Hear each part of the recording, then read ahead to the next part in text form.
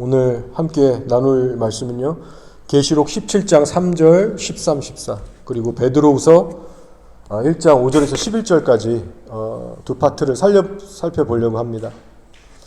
더욱 힘써 부르심과 택하심을 굳게 하라 라는 이 성경의 구절로 말씀 나눠보겠습니다. 자, 먼저 계시록 17장 3절부터 읽겠습니다. 이건 제가 읽을게요. 곧 성령으로 나를 데리고 광야로 가니라.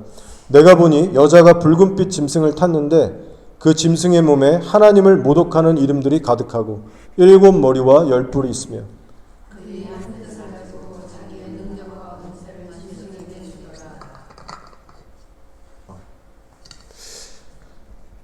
그들이 어린 양과 더불어 싸우려니와 어린 양은 만주의 주시오 만왕의 왕이심으로 그들을 이기실 터이요 또 그와 함께 있는 자들 곧 부르심을 받고 택하심을 받은 진실한 자들도 이기리로다.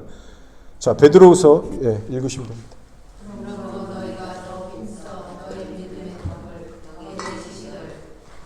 지식의 절제를, 절제의 인내를, 인내의 경건을,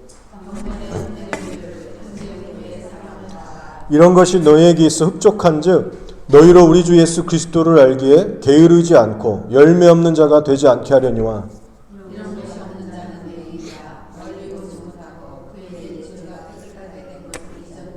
그러므로 형제들아 더욱 힘써 너희 부르심과 택하심을 굳게 하라.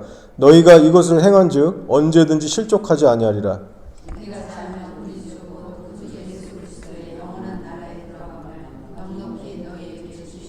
아멘. 이번 주에 여러분도 뉴스 보셨겠지만 이 황교안 전 총리가 정말 말도 안 되는 이유로 억울하게 구속되셨다가 이제 또 가까스로 풀려나게 됐습니다. 한국 상황이 정말 말이 아닌 것 같아요. 뭐 이런 일이 벌어질 건 우리가 예상했지만 실제로 영상을 보고 또 하나님의 사람들이 줄줄이 하나씩 잡혀가는 걸 보니까 마음이 참 괴롭고 화도 나고 참 그렇더라고요. 중국인들은 또 얼마나 또 많이 들어와 있습니까?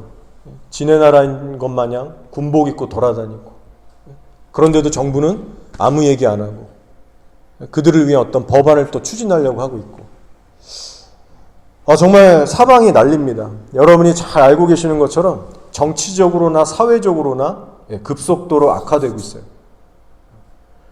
자, 근데 정치, 경제, 사회 이런 영역만 무너지고 있는 게 아니라 종교의 영역도 무섭게 침범당하고 있습니다.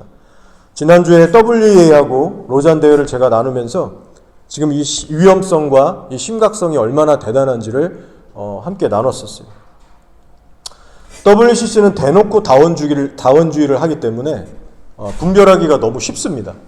근데 사단이 그걸 알기 때문에 이제는 교묘하게 WA나 로잔 대회 같이 그럴싸해 보이는 포장의 모습으로 우리에게 다가오고 있는 거예요.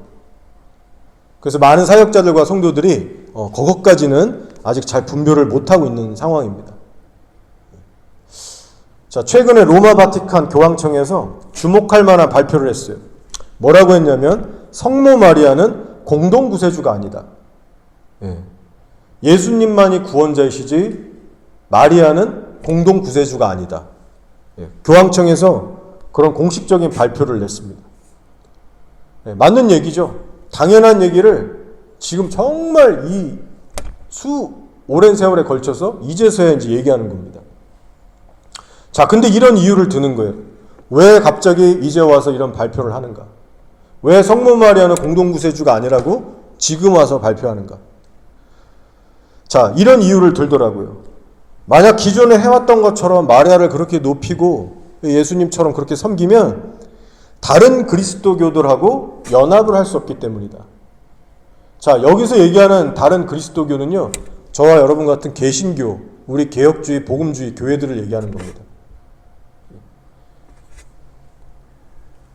개신교 교회들은 마리아 숭배를 극히 거부하고 싫어하는 존재들이기 때문에 카톨릭과 개신교가 연합을 이루기 위해서는 마리아가 공동구세자라는 것을 이제 내려놔야 된다는 거예요. 속내가 보이지 않습니까? 왜 이렇게 갑자기 이걸 하려고 하는지. 지금 바티칸이 WAWCC 로잔 대회를 통해서 개신교와 연합을 엄청나게 지금 하려고 애를 쓰고 있습니다. 그래서 저는 그렇게 보는 거죠. 그에 대한 전략적 차원의 어떤 꼼수가 아닌가. 성경을 있는 그대로 믿고 순종하려는 게 아니에요. 지금 와서 보니까 성경이 이렇고 그래서 이들이 정말 하나님께로 돌아가고자 하는 마음으로 그런 게 아닙니다. 만약에 그런 거면 연옥교리를 왜 아직까지 믿고 있습니까? 사람이 죽으면 천국 지옥 둘 중에 하나인데 아직까지 연옥을 믿잖아요. 거기다가 어느 정도 기간 채우면 천국으로 올려준다. 이런 말도 안 되는 얘기를 하고 있어요. 개신교와 연합에 초점을 두고 있는 겁니다. 자, 재밌는 거는 지금 이제 죽은 전 교황이죠. 프란치스코 교황도 똑같은 주장을 했었어요. 공동구세주로 이 마리아를 놓으면 안 된다. 근데 이 사람이 어떤 사람이었어요? 동성애는 죄가 아니다. 동성애는 죄가 아니다. 영원한 지옥도 없다. 모든 종교에도 하나님이 있다. 우리 서로 연합해야 된다. 다원주의를 얘기했던 거짓 선지자 중에 거짓 선지자였습니다. 근데 그 말도 안 되는 얘기를 했던 프란치스코도 성모 마리아를 공동구세주로 여기면 안 된다. 그 얘기 하나만큼은 올바른 얘기를 했다는 거예요. 근데 우리가 그의 삶의 열매를 보고 행보를 보면 그 사람은 완전히 아닌 걸 우리가 알 수 있습니다. 부분적인 진리를 얘기한다고 해서 진짜가 아니라는 거죠.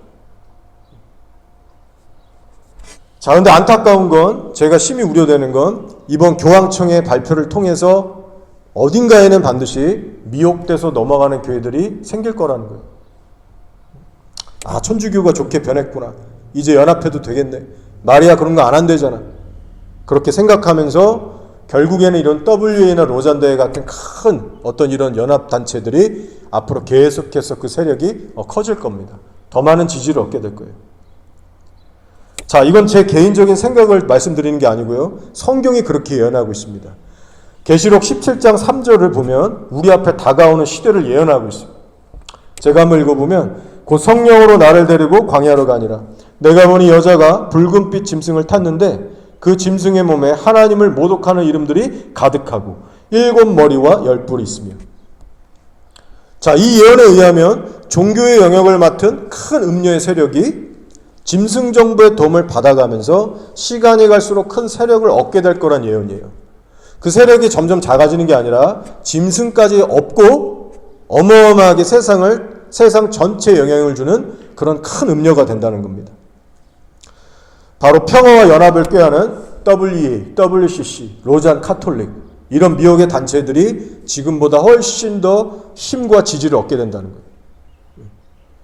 그래서 이재명이 이 WA를 지지하고 환영한 것처럼 이제 곧 얼마 이제 미래 후에 출현하게 될 이 짐승 정부도 이런 어떤 미혹 단체들을 이제 서포트하게 된다는 거예요. 여러분도 지금 피부로 느끼고 계실 겁니다. 종교면 종교, 정치면 정치, 뭐 어떤 문화, 연예계면 그쪽도 그렇고 지금 모든 영역들이 음녀와 짐승의 아젠다에 의해서 점점 빠른 속도로 세계가 점령당하고 있어요. 그래서 머지않아서 이 계시록이 우리 앞에 이 예언하는 시대가 우리 앞에 다가오게 될 겁니다.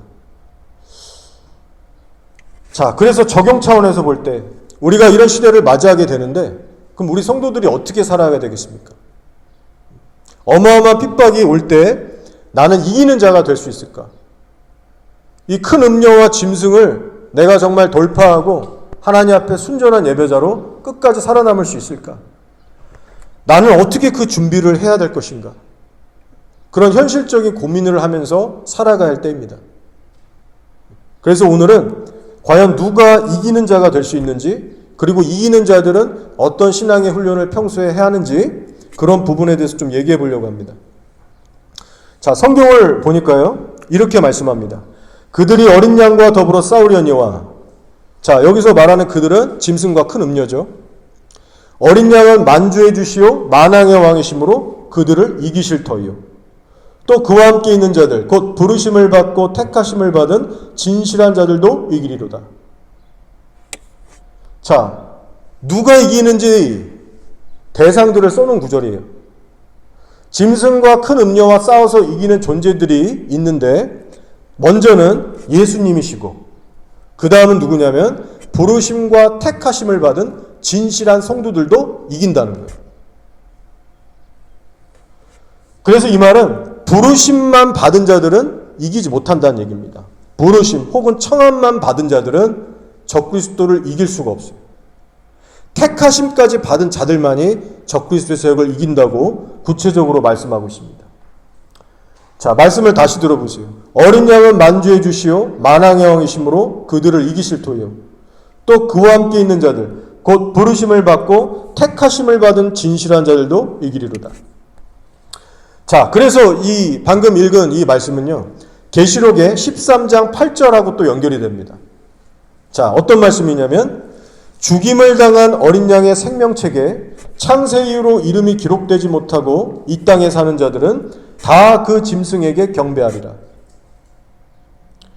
자, 죽임을 당한 어린 양의 생명책에 창세 이후로 이름이 기록되지 못하고 이 땅에 사는 자들은 다 그 짐승에게 경배하리라. 그래서 이 말씀에 의하면 어떤 사람들이 짐승을 경배한다고 합니까? 창세 이후로 생명책에 이름이 기록되지 않은 자들. 즉 생명책에 이름이 기록되지 않은 자들은 적그리스도를 이길 수가 없다라고 하는 거예요. 생명책에 이름이 없는 자들은 짐승에게 굴복을 당하지 이길 수가 없습니다. 이 말인 즉슨 생명책에 이름이 기록된 사람은 어떻다라는 거예요? 바로 짐승을 이긴다는 말씀이죠. 자, 정리하면은 하나님의 생명책에 이름이 기록된 자들만이 이 적그리스도의 세력을 이긴다는 것이고요.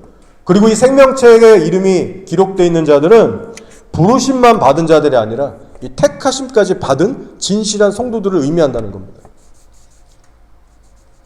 자, 여러분에게 지금 말씀드리고자 하는 결론이 뭐냐면요, 우리가 예수님을 믿고 이렇게 신앙생활을 하는데 부르심만 받고 도중에 끝나는 자가 돼서는 안 되고 어떻게 해서든지 택함까지 받는 그런 신앙생활을 해나가야 된다는 거예요. 택하심까지 받는 신앙생활이 안 되면 적그리스도도 이길 수가 없고요, 우리의 구원도 떨어지는 거예요. 그래서 우리는 반드시 택하심까지 받는 자들이 돼야 한다는 것을 말씀드리는 겁니다. 자, 그럼 이쯤에서 질문을 좀 해야 되는데 어떤 질문이냐면요, 부르심과 택하심을 받기 위해서는 우리 성도 쪽에서 뭔가를 해야 되냐는 질문이에요. 예수를 그저 영접하고 믿기만 하면 자동적으로 무조건 택하심이 그냥 완료되는 건지, 예수 믿은 후에 막 살아도 택하심이 그냥 정해져 버리는 건지, 100% 하나님의 영역이기 때문에 성도 쪽에서는 전혀 해야 할 일이 없는 것인지, 성경은 이에 대해서 뭐라고 대답합니까?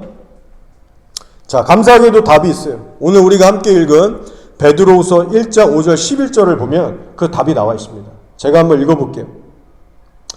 사도 베드로가 이렇게 얘기합니다. 그러므로 너희가 더욱 힘써, 자, 힘쓰라는 단어를 잘 주목하세요. 힘써 너희 믿음의 덕을, 덕의 지식을, 지식의 절제를, 절제의 인내를, 인내의 경건을, 경건의 형제의 우애를, 형제의 우애에 사랑을 더하라. 이런 것이 너에게 있어 흡족한즉 너희를 우리 주 예수 그리스도를 알기에 게으르지 않고 열매 없는 자가 되지 않게 하려니와. 이런 것이 없는 자는 맹인이라 멀리 보지 못하고 그의 옛 죄가 깨끗하게 된 것을 잊었느니라. 그러므로 형제들아 더욱 힘써 너희 부르심과 택하심을 굳게 하라. 너희가 이것을 행한즉 언제든지 실족하지 아니하리라. 이같이 하면 우리 주 곧 예수 그리스도의 영원한 나라에 들어감을 넉넉히 너에게 주시리라. 자, 여기 핵심 문장이 나오고 있습니다. 그러므로 형제들아 더욱 힘써 너희 부르심과 택하심을 굳게 해야 된다. 부르심과 택하심을 굳게 하기 위해서 힘을 쓰라는 거예요. 너희 쪽에서도 수고하고 헌신해야 된다. 너희 십자가를 지고 나를 따라하는 그 수고를 해야 된다. 좁은 길로 힘써야 된다. 지금 그 얘기를 하고 계시는 겁니다. 우리가 쉽게 지나칠 수 있는 말씀일 수 있어요. 이런 말씀이 있었네. 내가 택하심을 내 쪽에서, 성도 쪽에서도 힘써서 해야 된다는 말씀이 이런 데 있었구나. 근데 사실 성경 말씀에 이런 말씀들이 많거든요. 자, 그래서 부르심과 택하심을 굳게 하는 일에 힘을 쓰라고 지금 베드로가 얘기하는데, 자, 그럼 구체적으로 어떤 일에 힘을 쓰라는 얘기일까요? 바로 그 힘써야 될 구체적인 부분에 대해서 베드로가 위에서 쭉 얘기했던 겁니다. 너희가 더욱 힘써 너희 믿음의 덕의 지식의 절제, 쭉 인내, 경건, 사랑, 이런 열매를 맺으라는 거예요. 힘을 어디다 쓰라고 하느냐? 성령의 열매들을 맺는 일에 힘을 써야 된다. 예수님을 알아가는 일에 힘을 써야 되고, 그분을 닮아가고 섬기는 일에 계속해서 지속적으로 힘을 써야 된다는 거예요. 그렇게 지속적으로 힘써 살아가면서 열매를 맺는 그 사람이 바로 하나님의 부르심과 택하심을 견고하게 해나가는 사람들이라는 겁니다. 다른 방법이 아닌 거예요. 어떤 특별하거나 어떤 그런 우리가 모르는 신비한 게 아니라 그저 하나님하고 동행하면서 그분을 힘써 알아가고 섬기는 삶, 그걸 쭉 가져가는 애들이, 성도들이 택하심까지 굳게 하는 사람들이라는 거예요.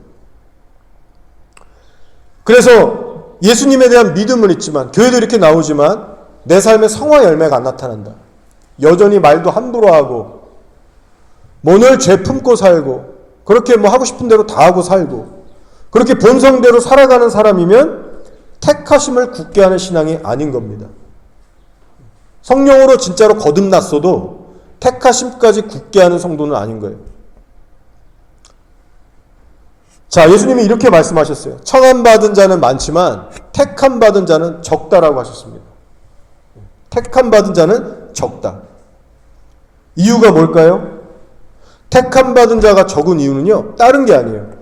지속적인 힘씀이 없기 때문입니다. 지속적인 자기 부인과 경건의 훈련이 없기 때문입니다. 주님 앞에서는 마지막 날까지 애써 힘써 알아가면서 순종해야 되는데, 어느 순간부터 예수님이 아니라 세상 일에 힘쓰고 신경 쓰기 시작하고, 신앙이 아니라 다른 것에 열을 올리면서 인생을 이제 망치기 시작하는 거죠. 넓은 길로 이탈하기 시작하는 겁니다. 그래서 열처녀의 비유도 보면 이것도 동일한 메시지를 주고 있어요. 신랑이 올 때까지 끝까지 힘썼던 이 슬기로운 처녀들은 하나님께 구원을 받죠. 반면에 어리석은 처녀들은 어떻습니까? 시작은 좋았지만 어느 순간부터 점점 힘쓰지 않죠. 힘을 잃어갔죠. 그리고 신앙의 나태함으로 빠져들어간 겁니다.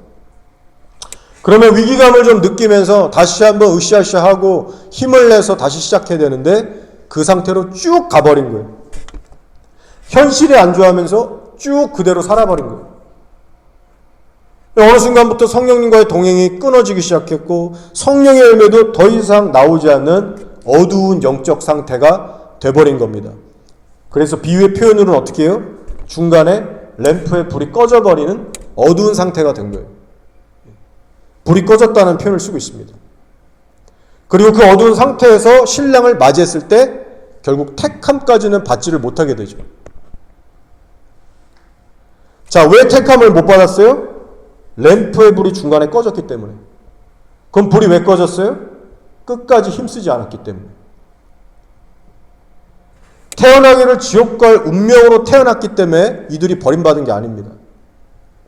어리석은 처녀라는 이 타이틀 자체가 우리에게 의미를 주는 것처럼 본인 스스로들이 어리석은 선택을 하면서 살았기 때문에 버림받은 거예요. 하나님이 이들을 미워서 버리신 게 아닙니다. 본인이 스스로 어리석게 힘쓰지 않고 흘러가는 대로 쉽게 넓게 세상길 선택하면서 살아간 거예요, 중간에.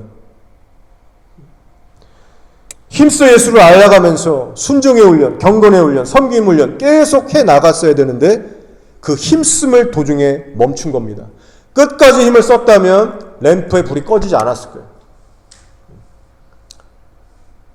자, 여러분, 이렇게 힘을 쓰는 신앙생활과 힘쓰지 않는 신앙생활의 차이는요, 천국과 지옥의 차이를 만든다는 것을 우리가 기억해야 합니다. 예수님도 이런 이유로 해서 너희는 힘써 좁은 길을 걸어가야 된다. 사도들 역시 여기저기서 힘쓰라는 단어들을 서신서마다 나오고 있는 거죠.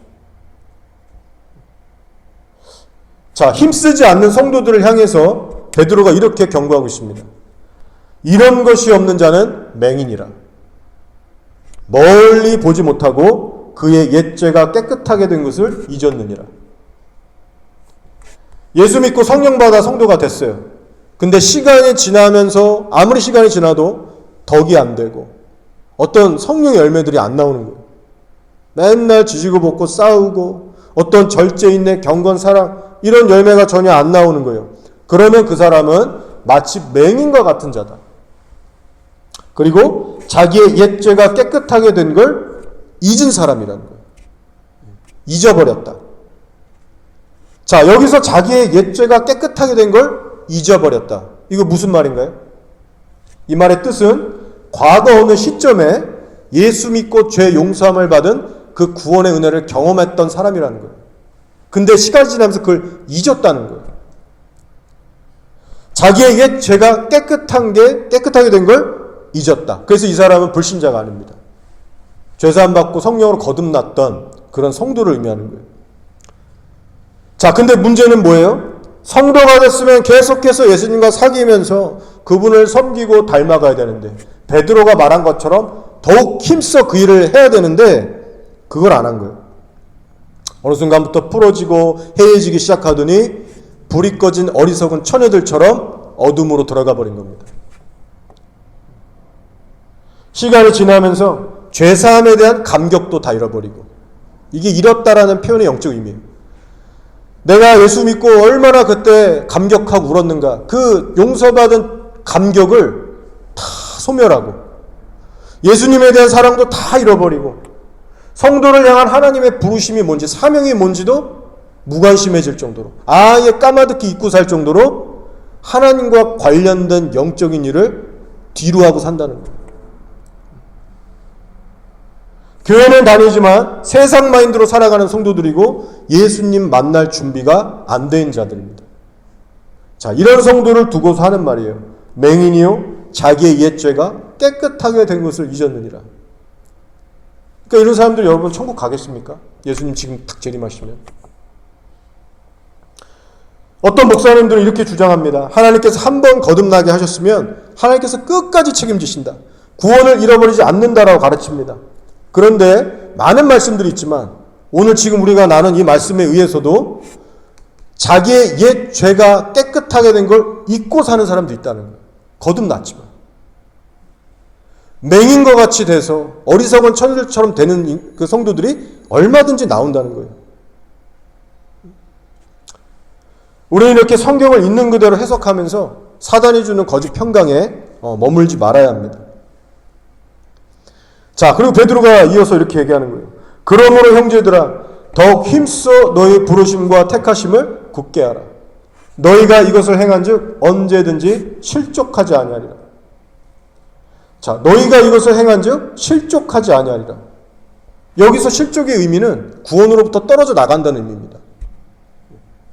그래서 만약 너희가 힘써 행하지 않으면 실족할 것이다. 힘쓰지 않으면 망하게 될 것이다. 그런 메시지를 내포하고 있는 말씀입니다.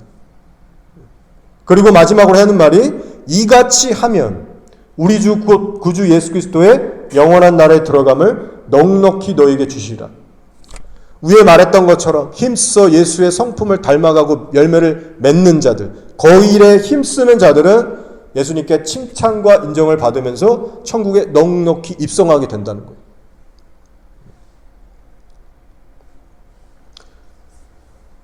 최근에 한국에 이 손현보 목사님이 잡혀가시고, 황교안 그분도 그렇게 되고, 경찰권의 수사 그게 또 있어서 이제는 특검하고 이렇게 또 따로 이렇게 플레이 하지 않습니까? 그래서 또 거기에 또 불려나갈지 모르고, 내가 계속해서 싸워야 된다. 각오를 하고 계시더라고요.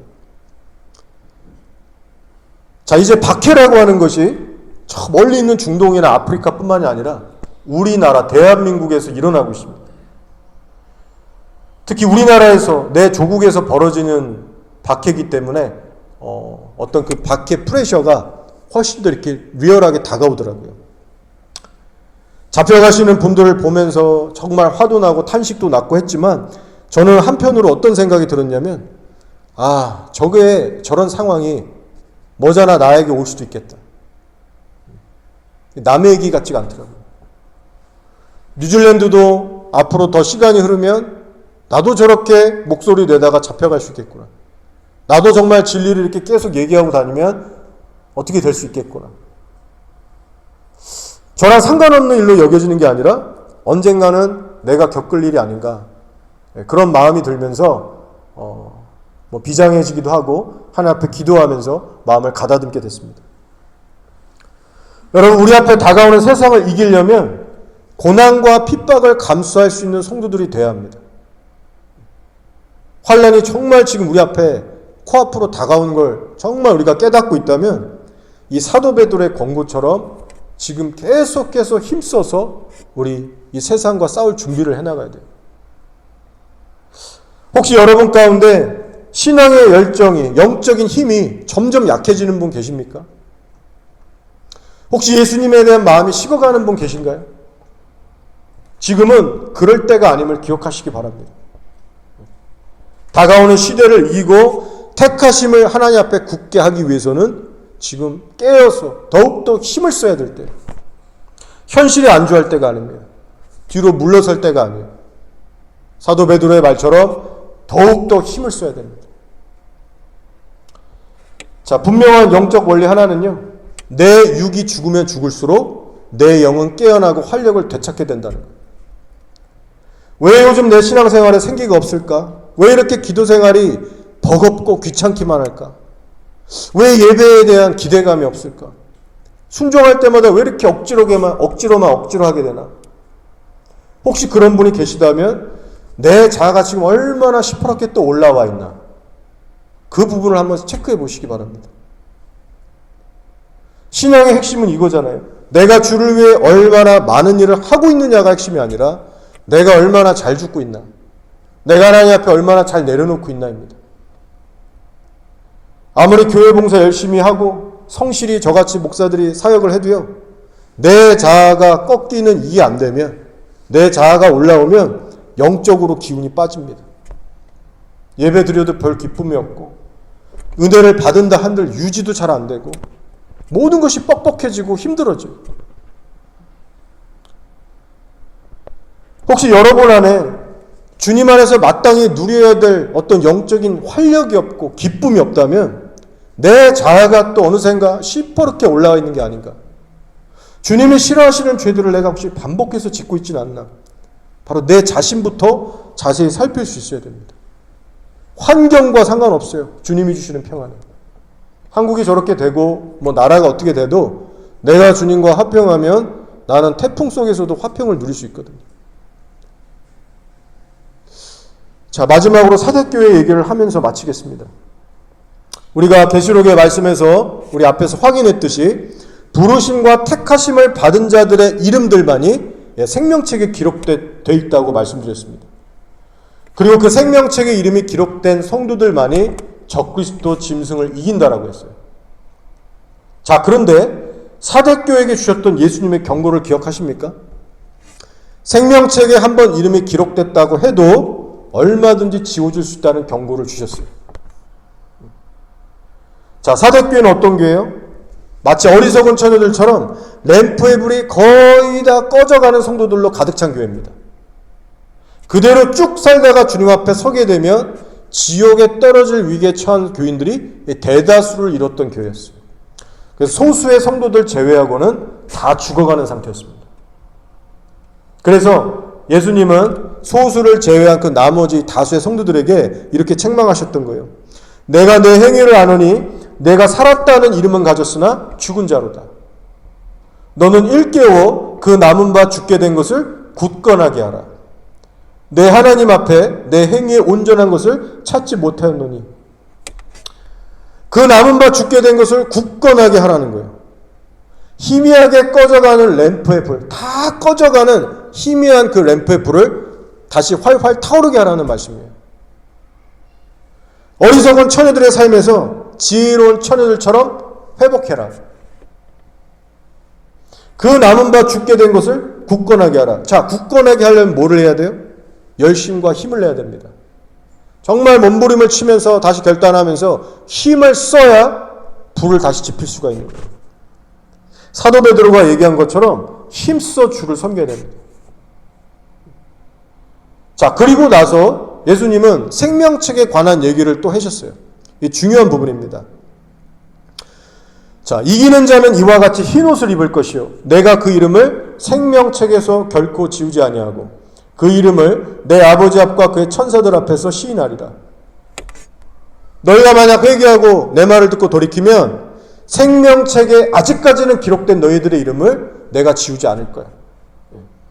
그러니까 아직까지는 이름이 생명책에 남아있다는 거예요. 그런데 내 경고를 듣고도 끝내 돌이키지 않으면 내가 그것을 지워버리겠다. 생명책에 적혀있는 이름이 과연 지워질 수 있는가? 성경은 지워질 수 있다라고 얘기합니다. 출애굽기 32장 33절에도 생명책에 관한 말씀이 나옵니다. 여호와께서 모세에게 이르시되 누구든지 내게 범죄하면 내가 내 책에서 그를 지워버리리라. 이름을 지운다고 하세요. 자비하신 하나님께서 계속 참고 참으시지만 선을 넘고 때가 차면 그 사람을 지워버리신다는 거예요. 이렇게 구약, 신약 모두 말하는 것은 생명책에 적혀있는 이름이 지워질 수 있다는 겁니다. 그리고 이런 말씀들을 출애굽기에서 계시록까지 성경으로 기록하게 하신 이유는 뭐냐면 열매 없는 신앙생활에 대해서 두려워하고 정말 하나님을 경외할 줄 알라고 주신 거예요. 거룩한 두려움과 경계심을 가지라고 주신 겁니다. 자, 이제 말씀을 마치겠습니다. 앞으로 환난의 시기가 오면 하나님의 성전과 제단과 그 안에서 경배하는 자들을 측량해라. 계시록 11장 1절에서 말씀하십니다. 누가 진실하게 예배하는가? 누가 구별돼서 힘써 마지막까지 신실하게 하나님을 예배하고 섬기는가? 그 사람들만 측량줄로 해서 따로 모아라. 여러분, 마지막 때 하나님 앞에 정말 신실하게 정말 힘쓰는 자들만이 하나님의 인침과 보호하심을 받고 돌파하게 되는 겁니다. 저희도 진실한 예배자들로 준비되어야 되지 않겠습니까? 여러분은 지금 무엇에 힘을 쏟으며 살아가고 계십니까? 하루하루 매 순간 눈을 뜨면 뭐에 힘을 쓰고 살아가세요? 정말 예수 그리스도를 알아가고 그분께 순종하는 일에 여러분의 전심을 드리고 있습니까? 자, 베드로의 말씀을 여러분 가슴에 새기시고 돌아가시기 바랍니다. 그러므로 형제들아 더욱 힘써 너희 부르심과 택하심을 굳게 하라. 너희가 이것을 행한즉 언제든지 실족하지 아니하리라. 힘쓰는 자와 힘쓰지 않는 자의 결말은 천국과 지옥입니다. 좁은 길과 넓은 길의 차이라는 것을 여러분 꼭 기억하세요. 생명책에 적힌 내 이름이 계속해서 빛나게 박혀서 빛을 내려면 지혜로운 처녀들처럼 끝까지 신랑이 올 때까지 램프의 불이 꺼지면 안 됩니다. 힘써 예수님을 섬겨야 돼요. 이 땅을 떠나는 마지막 날까지 여러분은 계속해서 힘을 써가시면서 부르심과 택하심을 굳게 하는 성도들이 되시길 바랍니다. 주님 앞에서 산자로 인정받고 이기는 자로 우리 모두 서게 되기를 주님의 이름으로 축복합니다. 아멘.